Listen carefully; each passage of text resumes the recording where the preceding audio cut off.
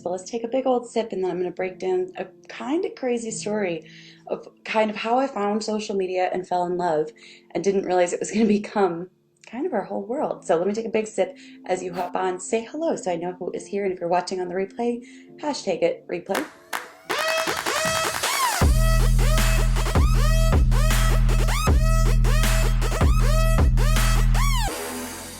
So the year was 2008, when I first started jumping onto social media. This is, of course, after my experience with MySpace. Was anyone else like on MySpace and loved it? Like, I liked setting up the custom coding. I loved the top 8. I loved creating the songs that played on your MySpace page.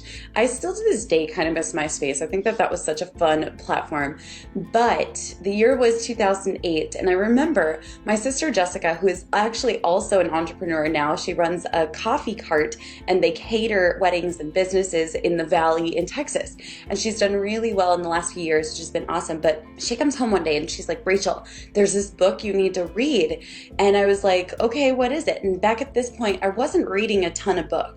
And so she says, "You need to read this book. This book is amazing. It's talking about how social media is the future." And I was like, "What do you mean? Like, tell me more." And she basically starts telling me about this book called Platform by Michael Hyatt. And he says, like, you need to build your platform. You need to grow on TikTok, not TikTok, Twitter. You need to grow on Instagram. And at that point in time, I was like, there's no way that that's like that powerful. Like, I just don't see how that makes sense. You guys, 2008 was the first time that I had this opportunity knocking on my door that I could have jumped all in on social media, but I was like, that's dumb. There's no way. Now, truth be told, I don't know if anyone else ever feels this way. Do you guys ever feel this way? Someone can tell me something and I feel so naturally skeptical about it. That's actually, at times in life, my nature is to be super skeptical. And it was especially during that season of life because we were poor, we were struggling. I was like, there's no way that social media is the future. That just doesn't make any sense. And so I completely ignored it. Like, this is still so embarrassing to admit. And Michael Hyatt, I'm so sorry. You were so right with your book Platform, but I didn't read it at that time. Now, fast forward to 2010. I was 21 years old and I had just become a single mom, and I'm living in one bedroom of my dad's house. My dad is also going through a financial crisis, and literally like that year we had our heat cut off in the middle of a Minnesota winter. But I remember, this is back when I used to have a massive drinking problem. Like, I would drink a huge thing of wine, like a mason jar of wine, and sit and watch reality TV. Sorry if that's like really crude, but I just have to be honest. Like, so I was like pretty wine drunk watching reality TV after Dakota went to bed each night. And I remember I was watching a couple different shows, but one was called The Colony, and it was this reality show about people who had to build a lifestyle in this like abandoned place. It was very similar to Survivor. And I would go on Twitter and start to tweet at these reality stars. And I remember I was like, there's no way they're going to respond, but I want to see if I can get their attention. That'd be so cool. And one by one, they all started replying. And I was like, oh my gosh. Now, here's the thing, you guys. It wasn't about the reality stars. It wasn't about any potential fame. For me, in that moment, when we are broke as a joke, don't have a car, I think I'd just gotten off of food stamps. No, I was still on food stamps and welfare. I'm literally like, this to me is so symbolic. This is like a portal into a different life, because up until that point, all I really knew was my life. And all I knew was that we were struggling and that times were hard. And I just knew that the people on TV seemed to be like happy and shiny at times. And the fact that I could tweet to them and they would reply, I was like, this is so magical to me. It tells me that there's a way out of this life, like this life that I'm living in right now. And so I started to work my way up with the TV shows, and then we got to The Bachelor and The Bachelorette, and I started tweeting to their producers and some of the stars from that show, and I started getting replies from the leads and the stars of that show, and then the producers of The Bachelor started tweeting back to me. And there was actually one Bachelor star. Does anyone watch The Bachelor, by the way? anyone else ever watch it or have seasons of your life where you watched it? There was this one producer, her name is Cassie, and Cassie was actually the producer that was featured in the season with Ari, that he dated a producer. She was the one that he dated. And we ended up exchanging emails and started to email back and forth for a long time. And I remember it was just this insane moment, feeling like I might feel trapped in this world and this is all I see. Ooh, it is too early on a Monday to get emotional. But it was like, this is like an entryway into a totally different life, a totally different possibility.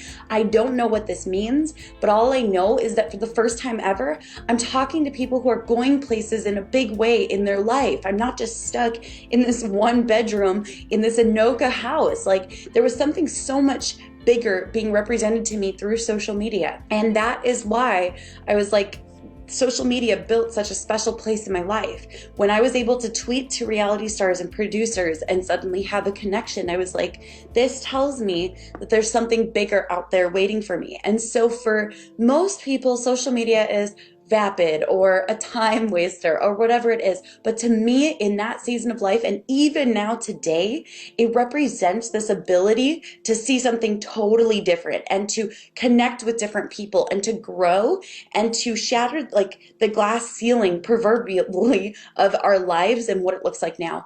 And so even though nothing really came of those relationships, I'm sure it could if I contacted Cassie again and said, hey, do you remember me? I was that single mom, Rachel Bell back then. She would be like, oh my gosh. But what was so intense for me was like, this is proof that there's life outside of what I know. And this may be all I see. What I saw at that time was like pushing a stroller, I kid you not, 5 miles to Goodwill each way to get there to get clothes on clearance with a 25% off coupon. Yes, you can get those when you donate, because I needed a way to break through. And for the first time ever, I was like, I feel like there's something on the other side of Twitter. And so that was the very first time I started diving in. It was only then that I started to check out Michael Hyatt, and I started to see like, what are these people up to? And I think at that time I even found like Amy Porterfield and I want to say Pat Flynn, but I remember it was that season of life where I started finding these answers about online marketing, and I was like, okay, this is amazing. However, I didn't do anything with it for, oh my gosh, let's see, like up until 5 years ago. I didn't really do anything with it, but for me, social media was so symbolic of what is possible. And I don't know if you guys have ever done this. I still to this day love Twitter, and I tweet at people that I find inspiring, and I connect with people that a year ago had no idea who I was. And it's so magical to me that one year you can be completely living in obscurity, like no one knows who you are. The next year you could be connected with a ton of people. Social media felt like a time warp for me, just like a reset on everything in our life. And so for me, it was incredibly magical. It was very powerful. I felt like anything was possible. And like I said, it took me a long time to figure it out, but that's like the backstory of why I fell in love with social media and why it was so impactful. I actually think, now that I'm thinking about it, I'm going to reach out to Cassie from The Bachelor and just let her know like what I was going through and what the next phase of life was like, and where we are now today, because that to me was like, that was like contact from aliens, just so you guys know. This was so crazy. It changed my belief, and everything that I thought was possible was suddenly expanded massively. Up until that point, all I saw was, okay, well, I'm going to try to work my way up as a hairstylist, and, I'm going to be the best. I'm going to do whatever it takes. But at the same time, this showed me that there was something so much bigger waiting that I just hadn't tapped into yet. And so that is why social media has been so impactful for me. And to this day, I think it will forever hold a really special place in my heart, because it showed me for the very first time that there was something different possible. And so I don't know if you've had that experience in your life. In fact, if you have, I'd love to hear it. But those experiences taught me that just because life has always looked a certain way doesn't mean that that's where it has to go in the future. And in fact, the more that I've traveled and connected with people online, the more I've expanded my horizon, the more it feels like it continues to grow. Like, you'd think the more you learn, the more you know, but it's like the more you learn, the less you know. And that was just that first step into this vast potential of becoming an entrepreneur, becoming a personality, and just making magic happen with social media. So that's kind of the backstory, and I felt like I wanted to share that with you guys today, and I hope that that's impactful or helps people to understand why social media is truly so near and dear to my heart. But go have an amazing start to your Monday. You deserve it. It's going to be such a good day. I just feel it. I know it. So I will catch you guys later. Bye.